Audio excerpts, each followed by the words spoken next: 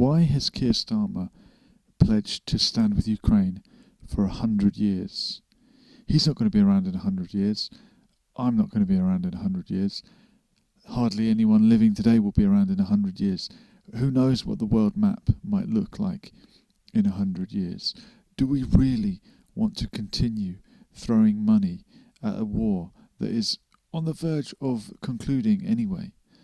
And it's looking like Russia has so-called won. If there's any winners in the war, all I can see is death and destruction. But it would seem that Russia is on the verge of conquering or claiming the areas in the east where the population are ethnic Russians anyway, where the people there probably would rather be part of Russia if they were given a decision about it. I saw a clip from 2014 when the Maidan coup happened, and there was a guy in the east, an ethnic Russian or Russian speaker, and he said, "We are Ukrainian, we're Ukrainian people, but the way that we are being treated, maybe we need our own country."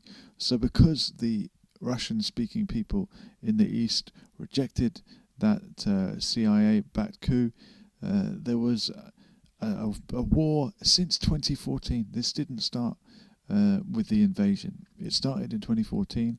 It's been death and destruction ever since. And we're almost on the verge of bringing that war to an end. And Keir Starmer wants to throw money at continuing the war. Like Julian Assange said, the point is not to win the war, but to keep the war going. So let me know in the comments, if you're a British citizen, how do you feel about taxpayers' money being poured into more war, instead of, how else could you spend it? There's certainly people at home that could benefit from that money. There's other people in other countries that could benefit from that money. He's putting a stop to aid so that he can throw money at a war.